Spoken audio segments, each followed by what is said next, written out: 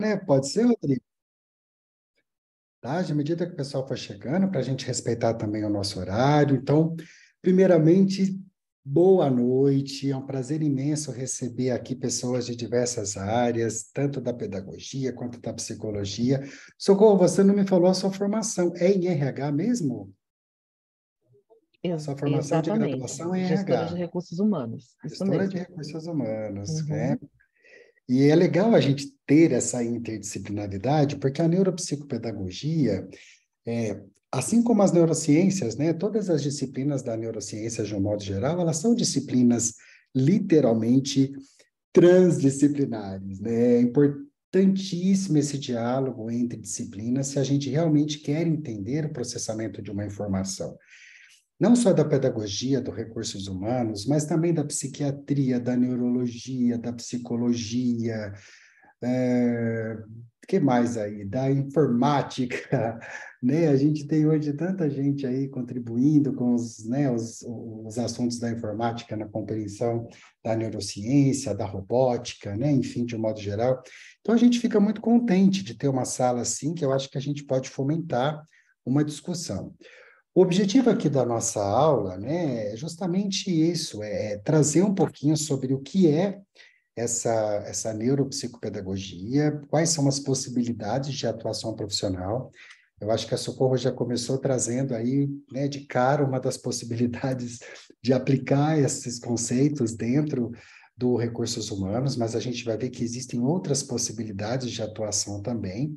E a gente vai discorrer um pouquinho aqui a respeito do assunto, entrar um pouquinho mais detalhado a respeito de alguns conceitos, e depois a gente gostaria de apresentar para vocês a proposta do IPOG, né? Que eu tenho o prazer aí de ser coordenador do novo curso, desse novo curso do IPOG que a gente está lançando esse ano, que é o curso de Neuropsicopedagogia, onde nós temos a professora Lariana como parte fundamental aí do nosso corpo docente.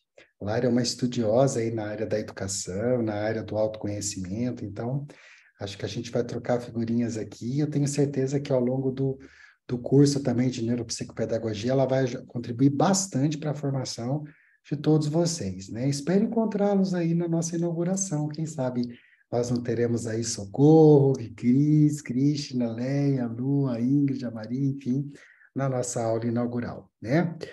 Bom, eu preparei aqui para vocês, Lari, um slide. Deixa eu colocar aqui para vocês. Lari, na hora que você quiser me interromper, tá, Lari? Fique à vontade, porque nós dois a gente se entende, tá, pessoal?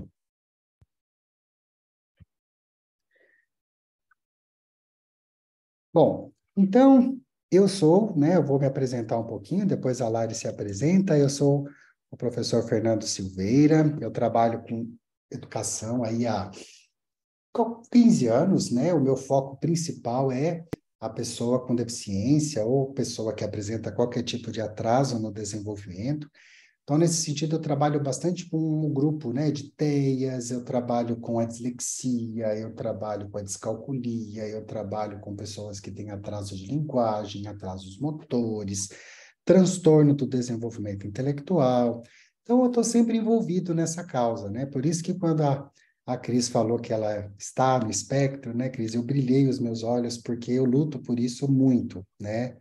Muito mesmo, assim, eu me dedico praticamente 24 horas do meu dia, 7 dias por semana para estudar e trabalhar em cima disso e fico muito feliz mesmo de saber, né, que pessoas chegam nesse nível superior e desenvolvem um papel ativo na sociedade, isso é fundamental, né?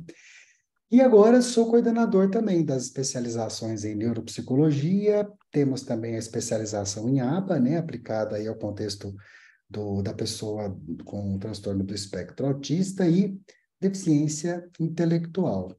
E, Lari, se apresente, por favor.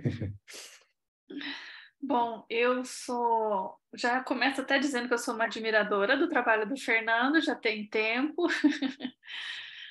Sou psicóloga, assim como ele, nos formamos na mesma faculdade. E também posso dizer que há mais de 10 anos a gente vem envolvida em questões relacionadas ao contexto psicoeducacional, venho trabalhando tanto na clínica como na pesquisa com esse cruzamento aí dessas duas grandes áreas, né, psicologia e educação. Ao longo desse tempo, a minha ênfase já foi um pouco mais no contexto do desenvolvimento de pessoas, né? Venho atuando no contexto clínico nessa área também, desenvolvimento de competências socioemocionais, e o quanto, no âmbito da pesquisa, a gente vem procurando levantar justamente o quanto o impacto dessas competências socioemocionais tem sido relevante e significativa no processo de aprendizagem. E no contexto que a gente está, pós-pandêmico, os resultados que a gente se depara vêm reforçando a necessidade desse olhar para o aprendizado, né, para o que foi essa pandemia do ponto de vista da aprendizagem e o que será daqui para frente com a retomada. Então, são nuances aí do nosso trabalho. Então, Fernando e eu trabalhamos juntos há muito tempo, quase que nesse intervalo também, né, Fer? Sim. E aí desempenhando esse olhar integral para o estudante em todos os seus níveis, né? Bem nessa direção. Fizemos mestrado, doutorado, tudo junto, né, Tudo Nara? junto. Com a faculdade, mestrado, doutorado, caronas, trabalhamos Tudo, juntos, né? tudo. Uma Mas muito parceria aí que deu legal, muito certo. legal. Então sejam muito bem-vindos, né? A gente vai ter espaço para discussão, temos aí o chat também, caso alguém queira fazer alguma pergunta. Não é porque somos aqui os palestrantes que a gente vai manter uma relação vertical, não, tá? Vamos bater um papo, eu acho que é importante isso, essa troca. Quem tiver alguma dúvida, ela vai levantando a mãozinha. A gente está num grupo bacana de pessoas, então dá para a gente manter um diálogo bem tranquilo, tá? Bom, a gente precisa, primeiro, definir a neuropsicopedagogia. A neuropsicopedagogia, ela é uma ciência, né? Vamos dizer, uma disciplina científica bastante nova. Ela surge, na verdade, né, com todo esse desenvolvimento das neurociências, da neuropsicologia, né, numa tentativa de trazer à tona explicações, vieses que possam relacionar o processo de aprendizagem com o funcionamento cognitivo, né? Então, qual que é o objetivo de estudo da neuropsicopedagogia? Ela quer entender em que medidas os processos de aprendizagem eles podem ser explicados, compreendidos, entendidos a partir de uma ótica neurocientífica. Então, a gente tem como material de estudo aí o nosso funcionamento cerebral, né? O sistema nervoso central, aonde a gente vem aí desenvolvendo pesquisas cada vez mais detalhadas, tentando entender o processo de aprendizagem na sua totalidade. Por que eu falo processo de aprendizagem na sua totalidade? Porque as pessoas acham que aprender tem a ver ainda com o processo específico de alfabetização, né? Talvez nem tanto a alfabetização, mas com o processo de letramento, né? Ler, escrever, fazer conta, né? E o propósito da neuropsicopedagogia é um propósito ainda maior. Quando a gente fala em aprendizagem, a gente está falando de um sujeito, o aprendiz da vida. O que leva um sujeito a ser o que ele é, a aprender o que ele aprende, a reter as informações que ele retém, a dar o sentido para as coisas da forma que ele dá. Por isso que a gente fala que a psicopedagogia ela tem esse olhar integrado, pautado nos princípios pessoais, sociais e educacionais. É claro que existe uma vertente muito forte dentro desses pesquisadores a tentar trazer essa neuropsicopedagogia para uma compreensão dos processos de aprendizagem. Então, por exemplo, hoje, o que leva uma pessoa disléxica a ser uma pessoa disléxica do ponto de vista cognitivo, né? Será que existe algum tipo de alteração? Será que existe algum tipo de manifestação neurocortical que a gente possa prever, né? E do ponto de vista neurofuncional, né? Como será que isso se dá nesse processo de aprendizagem quando a gente resolve mensurar isso, por exemplo, por exames de imagem? Será que existe algum tipo de alteração, né, no sistema nervoso central da pessoa que tem a dislexia? E muito além, né? Em que medidas eu posso criar instrumentos e ferramentas que possam prever possíveis riscos precoces para a dislexia? Então, será que, por exemplo, eu ali prevendo uma criança com dislexia por volta de 6, 7 anos, eu consigo, de alguma forma, criar um programa terapêutico mais assertivo, mais eficaz? Então, a neurociência ela tem buscado hoje trazer contribuições para a pedagogia nesse sentido. O mesmo tem feito, por exemplo, para o espectro autista. O que faz, por exemplo, quais são as dificuldades encontradas hoje pela pessoa que tem o espectro autista dentro do seu processo de aprendizagem?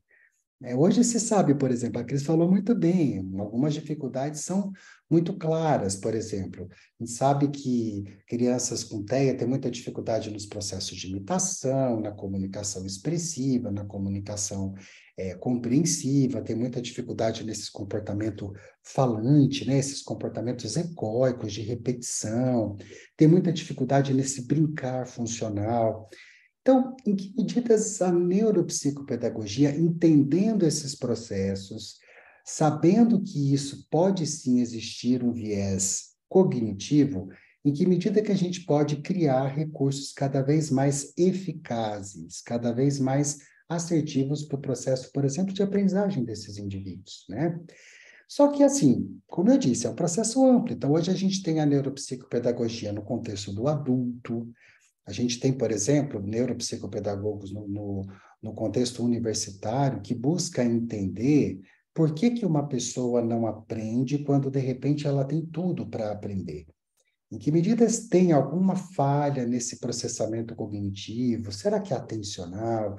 Será que é de funções executivas? Será que tem algum processo intelectual que não está muito bem, né, ali, ok? Será que tem alguma questão de memória? Mas quando a gente fala de memória, para a neuropsicopedagogia, a memória tem uma dimensão um pouco maior, ela ganha uma taxonomia maior. Então, vamos dar uma passeada por meio de todas essas memórias para a gente entender. Entendendo esse processo de aprendizagem, a gente chega no objetivo maior de qualquer ciência, que é auxiliar o sujeito para que ele possa exercer cada vez mais o seu papel na sociedade com qualidade de vida, né? Então, a neuropsicopedagogia ela vem se debruçar nessa relação entre cérebro e comportamento de aprendizagem. Então, ela está se tornando hoje, pessoal, uma prioridade, ela está ganhando uma dimensão cada vez maior, ela tem ganhado aí vários adeptos, né? Vamos dizer, exemplo disso é a nossa sala de aula, onde a gente tem aqui psicólogos, pedagogos, RHs, né? Numa tentativa de ampliar esse olhar, né? Como eu falei, e a Lari, né, também vai reforçar um pouquinho, a gente não tem só psicopedagogos hoje em clínicas, em RHs, mas a gente tem também em presídios, hospitais, onde mais, Lari? Nossa, empresas. A gente pode até pensar, né, Fernando? Onde existe alguém aprendendo alguma coisa, alguma atividade, Maravilhoso. né? É o processo de aprendizagem e não, como você falou, não naquela aprendizagem formal que se vê na escola, mas o processo de aprender uma função, né? Aprender uma tarefa, desempenhar-se de alguma forma, né? Aprender a lidar com questões do ambiente onde ele está, enfim, né? Isso tudo a gente já permite pensar nessa inserção desse profissional, né? Sim, perfeito. E claro, como a neuropsicopedagogia, ela trata com conteúdos um pouco mais tecnicamente, vamos dizer, palpáveis, né? Ela é mensurável, porque quando a gente fala de sistema nervoso central, a gente está falando de uma ciência um pouco mais quantitativa, né? É possível, por exemplo, a gente sabe que a pedagogia, a psicopedagogia, algumas vertentes, talvez a pedagogia seja 100% pautada em conceitos muito filosóficos, né? A gente tem a filosofia, a gente tem aquelas, né? Por exemplo, a gente tem o Piaget, a gente tem o Vygotsky, a gente tem o Paulo Freire, a gente tem que cria toda uma filosofia de aprendizagem onde a gente, né, vai tentando ali dentro do possível seguir uma linha, uma abordagem. Quando vem a psicopedagogia, ela já traz um pouquinho mais de tecnicidade para essa pedagogia, E com a neuropsicopedagogia, ela traz algo, um delineamento metodológico, talvez um pouco mais conceitual e um pouco mais sistemático. E por que você está falando isso, Fernando? Porque nesse sentido, ela se torna e vem se tornando cada vez mais uma ciência. E quando a gente está falando de ciência, a gente está falando de algo que é possível e passível de bases de dados, a gente está falando de pesquisas, a gente está falando de informações pautadas em evidências. Então, hoje, por exemplo, se eu tenho um estudo que me mostre que um determinado modelo de aprendizagem é muito mais eficaz que outro no que se refere a, sei lá, o processo de alfabetização de pessoas com dislexia, a gente sabe que hoje, se isso é cientificamente comprovado, se a gente tem dados, isso acaba se tornando um modelo com evidência. Então, hoje, os profissionais, por exemplo, como médicos, psicólogos, o que que a gente tem buscado? Para quem que a gente tem buscado encaminhar os nossos pacientes hoje, por exemplo? Para pessoas que trabalham com ciência.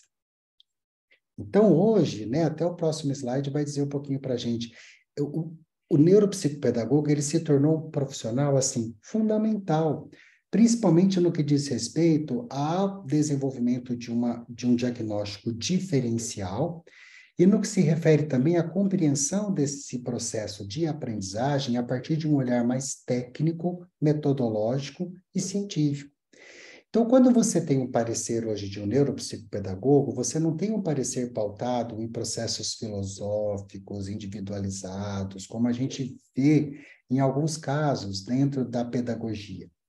Hoje, quando você fala, por exemplo, de neuropsicopedagogia, você fala de instrumentos, você fala de procedimentos pautados em evidências, você fala de testes, você fala de escalas, você fala de processos pautados em todo um levantamento de dados técnicos que fazem sentido para o meio acadêmico, né?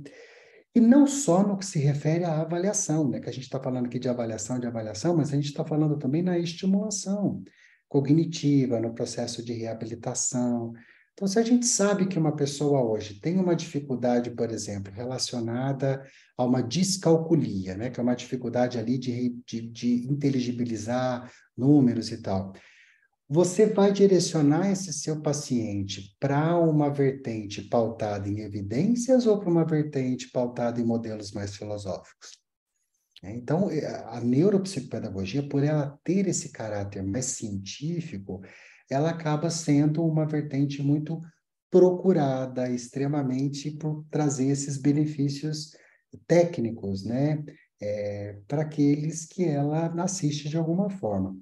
Então, nesse modo, o que que a gente tem? A gente tem um crescimento, né, por profissionais devido a essa prática toda baseada em evidências. Afinal de contas, a gente quer fazer o nosso trabalho pautado, né, em ciência. E a gente vivencia hoje consultórios sobrecarregados, né, frente a essas demandas. Eu moro aqui numa cidade, pessoal, minha cidade é Pouso Alegre, ela é de 150 mil habitantes, né? Hoje, por exemplo, eu quero encaminhar pessoas para uma avaliação neuropsicopedagógica e eu não tenho profissionais especializados nessa área. Porque eu, como neuropsicólogo, como psicólogo, como cientista que sou, preciso de um olhar extremamente técnico e eu quero um olhar neuropsicopedagógico. Então, o que que a gente tem hoje? Um mercado de trabalho carente de pessoas que tenham formação nesse sentido, que possam nos auxiliar e oferecer para a gente um parecer, né? Um laudo, um documento, onde tem ali descrito todo o funcionamento do sujeito, do ponto de vista, né, cognitivo, social, pessoal. Então, é muito importante a gente pensar nessa demanda de mercado, por exemplo, que existe para o neuropsicopedagogo. Então, nesse sentido, a gente não vai fechar o nosso trabalho como, né, neuropsicopedagogo somente em clínicas. É claro que é na clínica que a gente se realiza por conta, né, da demanda, enfim. Mas a gente também tem hoje, por exemplo, clínicas conveniadas. Sabe que com esse decreto aí do governo federal agora, dependendo do tipo de intervenção que o sujeito, né, precisa, se isso não tem disponível no convênio, o convênio é obrigado a custear esse tipo de serviço. Então, por exemplo, eu tenho hoje colegas neuropsicopedagogos que trabalham com processos específicos de estimulação de atenção, né? Isso a gente não encontra em qualquer serviço, né? Então, a gente acaba se conveniando, por exemplo, esse profissional acaba se conveniando e se torna parceiro desse convênio. Então, tem ali um nicho, né, de atuação profissional bastante importante, que é essa aproximação aí dos conveniados. Mas também escolas, universidades, hospitais, fóruns, instituições, né, até mesmo asilares, enfim, ou qualquer outra instituição que vise aí a estimulação cognitiva para adultos e idosos. Acho que é como a Lariana falou, onde existe aprendizagem, existe o neuropsicopedagogo, né? E aí a Lari vai falar um pouquinho dos processos, porque já que a gente está falando de relação entre processos cognitivos e aprendizagem, então vou deixar um pouquinho com a Lari para a Lari falar sobre os nossos construtos, né, Lari? Sobre os nossos assuntos aí. Isso. Se você quiser botar a lista toda, Fernando, por favor, que aí a gente vai fazendo uma integração entre elas, né? Afinal de contas, como a gente falou e você acabou de reforçar, né, onde existe esse processo de aprendizagem, existe a necessidade de um profissional atento, técnico, atuante nesse cenário, né? Eu acho interessante quando você reforça essa condição de desempenhar uma prática baseada em evidências, porque nós estamos caminhando para isso cada vez mais, né? A Gisele mencionou sobre o imediatismo, né? Do ponto de vista avaliativo e interventivo, esse imediatismo, de alguma forma, ele não é tão ruim, porque quando a gente consegue identificar com precisão, com cientificidade, né? A partir de todo um método que é seguido, a necessidade de uma pessoa, ela tem, então, condições de receber de modo mais efetivo também a intervenção que ela precisa, né? Então, eu acho que, só para resgatar, porque eu achei bem conveniente isso que você disse sobre a prática baseada em evidências. Evidências estas que se apoiam empiricamente e teoricamente naquilo que é o fenômeno que está sendo observado, né? Então, quando a gente fala de inteligência, por exemplo, a gente está pensando naquele fenômeno macro, né? Que até hoje além de ser o fenômeno mais investigado, ainda assim também é um fenômeno que não possui um certo consenso, né, na literatura, embora a gente tenha ali alguns modelos teóricos que já são mais fundamentados, e aí que começa a prática baseada em evidências. A gente opta por aquilo que tem mais evidências, que acumula evidências, né? Não aquilo que só está teorizando o fenômeno.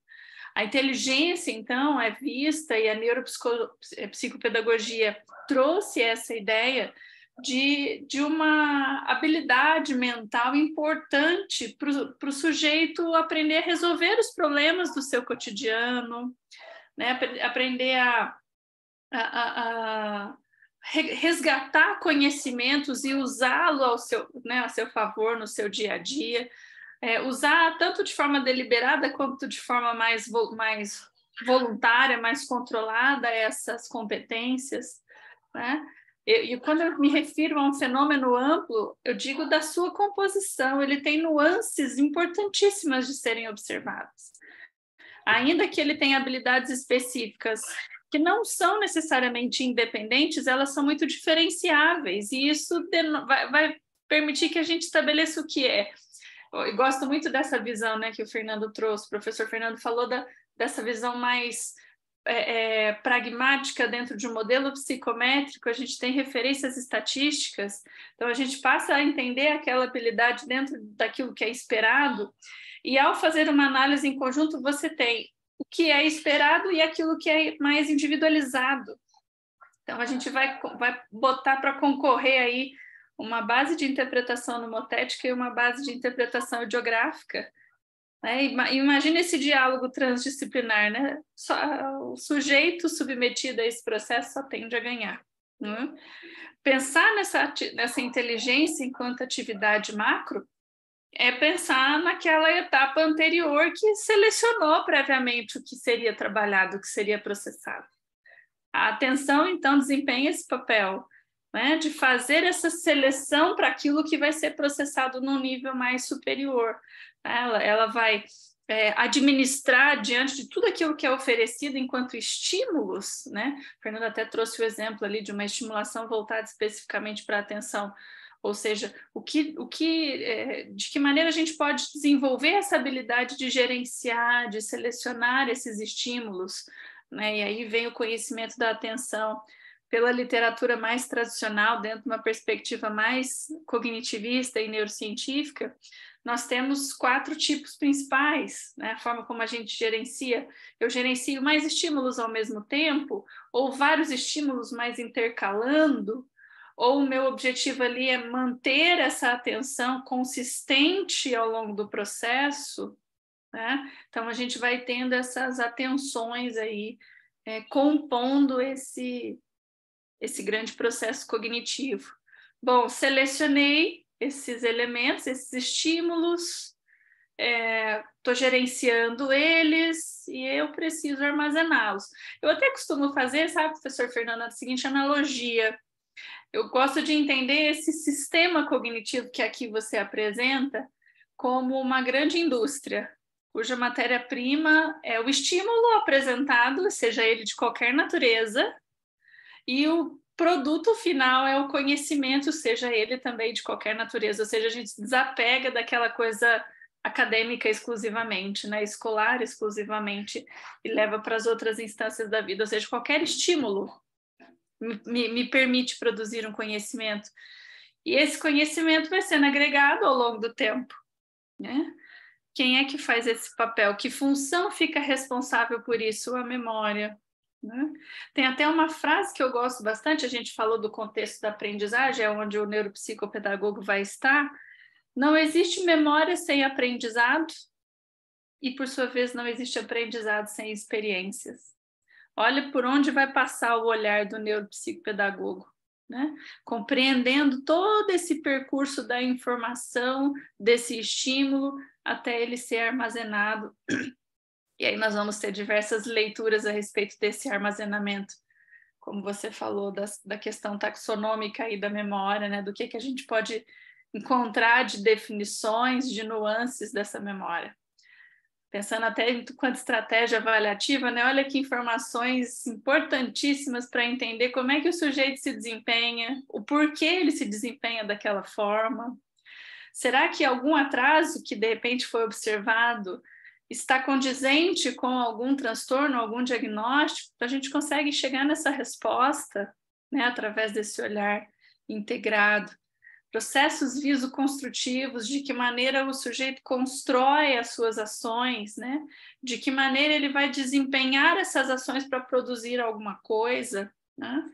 Então, são elementos que, vejam só, vão se combinando. E aí a minha analogia com a indústria vai se fortalecendo, porque ela não funciona com um setor só, ela precisa de vários, né? Ela precisa do departamento que prepara o material, ela precisa do departamento que vai estocar esse material, o departamento que vai projetar numa linha de produção. E assim como numa indústria, a gente tem quem gerencia tudo isso, né? A gente tem um grande CEO ali que transita praticamente por todos esses setores, acompanhando os processos e dizendo, ó, melhora aqui, reduz aqui, acelera aqui, que são as funções executivas. Tão necessárias e desejáveis, estudos já comprovaram a alteração nelas ao longo da pandemia, foi uma das áreas mais alteradas, não por um reflexo direto da contaminação, por exemplo, mas por essa exigência, né?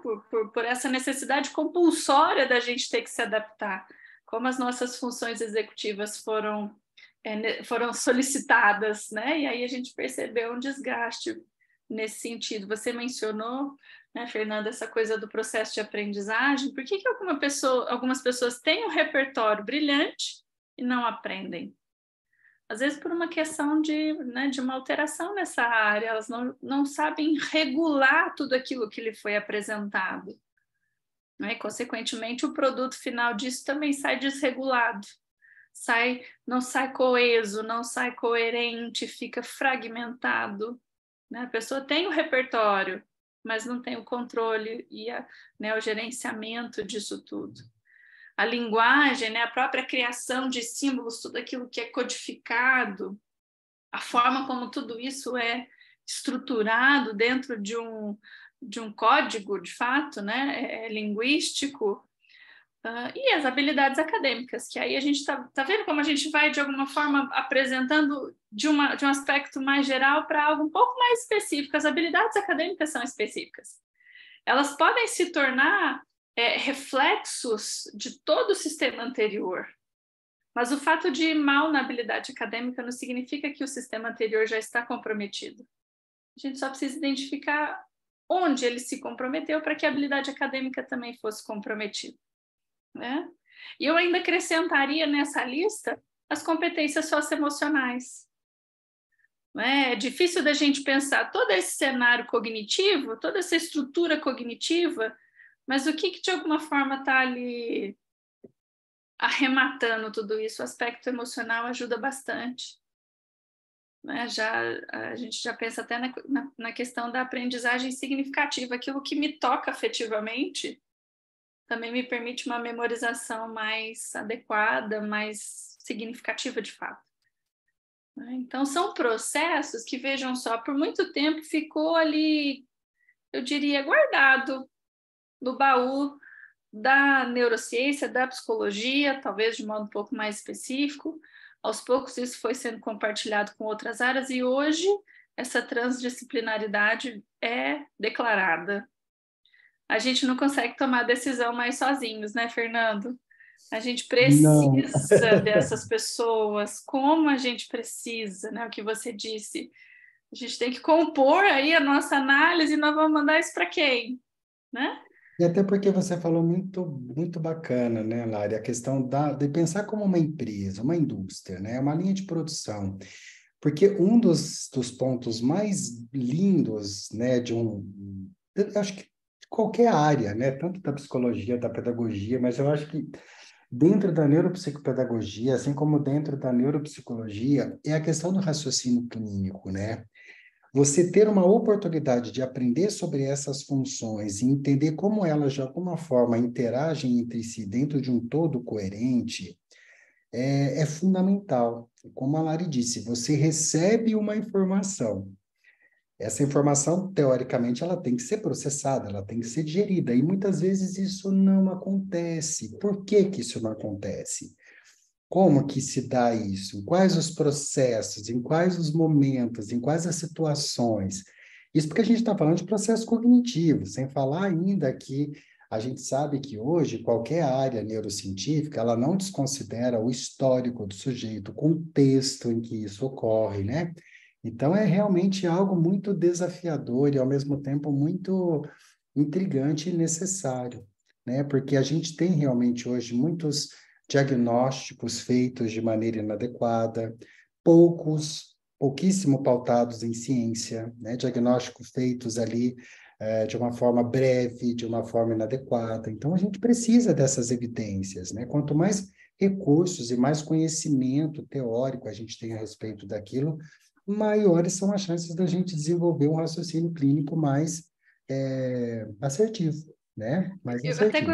até gostaria de complementar a sua fala, Fernando, quanto ao raciocínio clínico, porque é claro que a gente acabou, de alguma forma, aqui, talvez, dando uma certa ênfase na questão avaliativa, mas esse raciocínio clínico é completo, ele vai desde a avaliação à intervenção, porque muitas vezes, até para você tomar uma decisão quanto a um diagnóstico, você depende da intervenção. E hoje não se fala mais em diagnóstico sem intervenção. É muito raro você ter, tanto que a gente usa muito a palavra riscos, né, Lara? Riscos para TEA, Sim. riscos para dislexia, riscos para... Por quê? Porque como a gente veio de um cenário maluco e a gente muitas vezes vive num cenário maluco, os indicadores não ficam tão claros para a gente, né? O que são os indicadores? Tudo aquilo que se apresenta como resultado, né? Então, em algumas vezes não preenche todos os critérios necessários para a gente pensar, por exemplo, numa patologia, né, da educação, numa patologia. Então, a gente acaba, sim, pensando muito no projeto de reabilitação, de intervenção neuropsicopedagógica, para depois se falar de diagnóstico. Vou dar um spoiler aqui para vocês. Vocês sabiam que hoje não se fecha mais nenhum transtorno de aprendizagem sem intervenção precoce? Não se fecha. A não ser que os indicadores sejam muito claros e o sujeito já tenha na sua história uma intervenção, por exemplo, psicopedagógica ou neuropsicopedagógica de confiança, né? Mas caso isso não tenha acontecido, a avaliação ela aponta até mesmo quais são os processos de intervenção que seriam ou que serão mais apropriados para aquele sujeito, para que depois a gente faça uma nova reavaliação e se pense em diagnóstico. Então, é uma área realmente bastante complexa, né? Bastante complexa e, enfim, né? A gente precisa aí. Bom, então que tal a gente se especializar, né? Como eu falei para vocês, a gente está aqui oferecendo para vocês uma formação no modelo remoto, né? O que que é o modelo remoto? É esse bate-papo que a gente está tendo aqui. Eu e a Lara estamos ao vivo, agora são 19 horas e 46 minutos, né? A gente pode ter acesso aos professores em tempo real. A gente criou um modelo de curso onde a gente vai oferecer formação tanto em neuropsicopedagogia clínica quanto também institucional. A gente está com uma carga horária superior aí a 600 horas, então a gente está atendendo todos os critérios, né, da Sociedade Brasileira de Neuropsicopedagogia. E o objetivo do nosso curso, acho que a gente começou a fomentar um pouquinho aqui da discussão, mas é promover em vocês a autonomia desse tipo de discussão. É promover para vocês a formação, né, no que diz respeito às bases teóricas e práticas da neuropsicopedagogia, tanto clínica quanto institucional.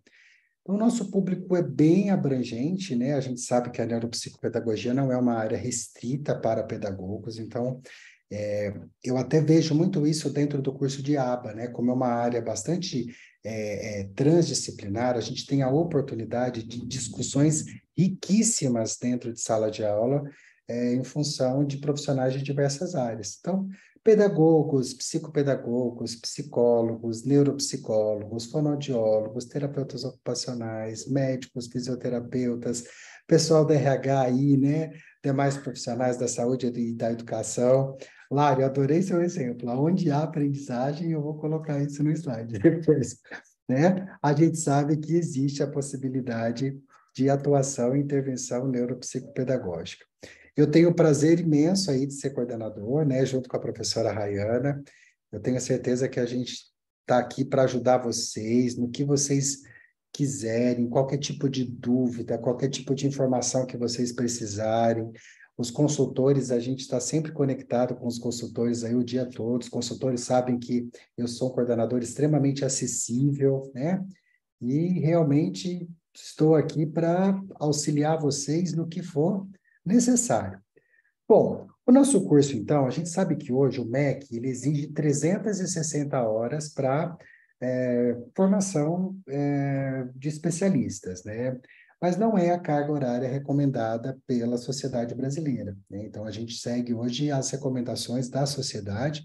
Então, o nosso curso, embora ele seja 12 módulos, ele tem uma carga horária muito extensa, porque a gente tem atividades práticas online prévias pré-módulos e atividades pós-módulos. E a gente tem também, pessoal, as práticas supervisionadas, que tem uma carga horária bastante intensa, aonde o nosso aluno ele vai precisar aí entregar um caso clínico para o supervisor, né? Então, ele vai utilizar todos os recursos aprendidos durante o curso e ele vai ser supervisionado, então ele vai ter que encerrar o seu estágio entregando um documento, um laudo neuropsicopedagógico com todas as ferramentas, enfim, né, que possam responder à queixa inicial daquele caso. Então, a gente tem aí uma carga horária bastante disponível, né? É diferente de outros cursos que complementam carga horária só com textos para leitura, isso não é muito perfil do IPOC, né? A gente gosta de colocar o nosso aluno para trabalhar e para se desenvolver mesmo ao longo do mês aí, né? Que antecede a aula. Então, a gente vai oferecer não apenas uma formação clínica, mas também institucional. Todos os nossos módulos estão contemplando os processos cognitivos de forma detalhada. Então, a Lari falou de inteligência, de atenção, né? Vocês vão ver que cada final de semana a gente vai se dedicar a um processo de forma aprofundada, aprendendo sobre os instrumentos neuropsicopedagógicos, aprendendo sobre práticas psicopedagógicas voltadas com exemplos a respeito daquele fenômeno. Então, sem contar que os nossos professores todos são autores dos instrumentos, são pessoas extremamente atuantes, tanto na área acadêmica quanto na área clínica também. Então, a gente conta aí com módulos de protocolos de avaliação e intervenção. Vocês sairão aptos aí a aplicar, corrigir todos os instrumentos que a neuropsicopedagogia hoje disponibiliza no mercado brasileiro. E, como eu já falei, a prática supervisionada. E vocês terão aula com os autores, né? Sem contar que a gente mantém uma parceria com a editora Vetor. Ou seja, a editora Vetor é a maior editora hoje de testes psicológicos e psicopedagógicos no Brasil. Então, quem é aluno IPOG hoje, quem se matricula na nossa especialização, tem 30% na compra de qualquer kit ou livros da editora Vetor. Então, ou seja, você vai aprender sobre os materiais de avaliação e intervenção e você já vai ter a possibilidade de adquirir esse material aí com 30% de desconto. E agora, eu e Lari, a gente vai se colocar à disposição para a gente tirar dúvidas, né? Aqui tem o meu e-mail, né? O e-mail da coordenação, tem os telefones também dos coordenadores, se vocês quiserem anotar aí para durante a semana tirarem dúvidas, qualquer coisa nesse sentido, vai ser um prazer imenso conversar um pouquinho com vocês, ok? Deixa eu ver aqui no bate-papo. Teria como aumentar, aproximar mais o microfone, porque o som da... O som ficou baixo para vocês, o meu som? Eu não sei. Não, professor, não. Tá tudo ok, professor. Será que foi algum problema aí, Lu? Talvez a Lari esteja de foninho, né? Ficou mais pertinho. Mas, Lu, deu para você acompanhar? Deu por aqui, aqui. Tá certo? É que como eu já estava com a voz mais ou menos falhando, optei por um recurso também mais perto. Foi só por isso. Eu posso pegar o mandado no meu bolso para o senhor examinar? Perdão?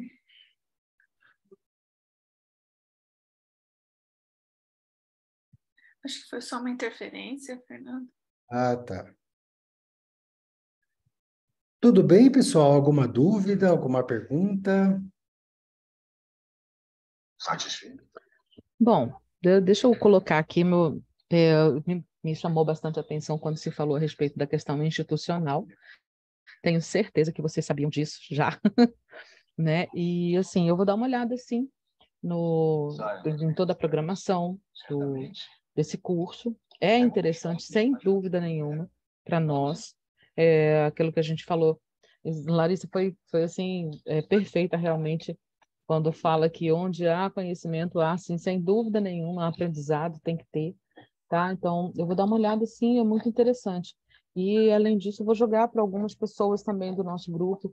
Nós temos um grupo de RHs, que lá dentro também nós temos psicólogos, que eu acho que tanto uns quanto outros se interessariam, tá?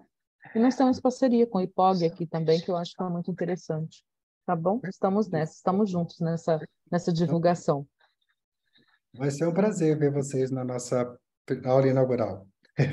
Vamos lá. Obrigada por enquanto. Gisele?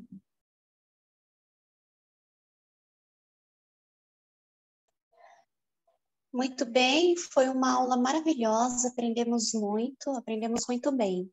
Então, a minha dúvida é a seguinte, quando eu achei interessante, porque eu estou cursando ainda faculdade, estou no penúltimo ano de letras, e eu procurei no aplicativo Simpla esse evento como atividades acadêmicas complementares. E quando eu me inscrevi para este evento, no dia de outubro, acabou dando falha de interferência na transmissão. Daí eu recebi um e-mail dizendo que ia ser marcado para hoje, confirmei minha presença. Porém, eu fiquei na dúvida, porque eu recebi por e-mail no aplicativo Simpla um certificado. E embora eu não abri, porque naturalmente eu não tinha aprendido ainda como hoje. Então, como que eu ia receber como que eu ia dissertar para a faculdade um certificado da aula que foi adiada e o certificado chegou antes do que eu não aprendi? Então, uma dúvida, a gente vai ter novos certificados dessa aula ou o certificado que recebi, que alguns de nós recebemos, vale por essa aula de hoje que foi adiada pelo fato de não ter transferência na semana passada. Eu posso procurar saber o que aconteceu e tento te responder, tudo bem? Porque eu não sei a respeito da emissão de certificado. Não sei se alguém tem essa informação. Professor, o certificado de hoje vai estar disponível em até 5 dias no e-mail que cada um deixou cadastrado. Perfeito, perfeito, então. Tudo bem, Gisele? Tudo ótimo, entendi, sim. Se vocês quiserem me conhecer, acho que eu não estou lá com aquela beleza, mas, né, vou mostrar. Perfeito, Gisele. Que bom, né? Muito prazer. Que bom que você abriu a câmera. Coragem. Eu criei coragem. Não foi fácil criar coragem, não, mas por que vocês também não iam me conhecer, né? Então, parabéns pela coragem. Nada. Foi muito bom. Pessoal, queria agradecer vocês pela noite, né? Eu e Lari, a gente se coloca à disposição no que vocês precisarem. E espero ver vocês aí no nosso módulo inaugural, né? Na nossa turma inaugural. E deixa eu aproveitar também para agradecer o convite, professor Fernando, né, por estar aqui conversando e trabalhando juntos novamente, falando de áreas tão valiosas para nós, né, tão caras para nós. Então foi muito bom. Eu espero vocês lá no nosso curso também. Não, essa parceria de vocês dois aí, ela é eterna, né? Ela é infinita. Eu espero que sim, que Deus abençoe. Eu tenho certeza de que esse curso vai ser maravilhoso. Faz tempo, viu, bem? Faz tempo, Socorro. Você não tem ideia, bem. Deu para perceber. Só uma coisa aqui da nossa vida. Ele é meu padrinho de casamento, para você ter uma ideia, da nossa proximidade. Segura.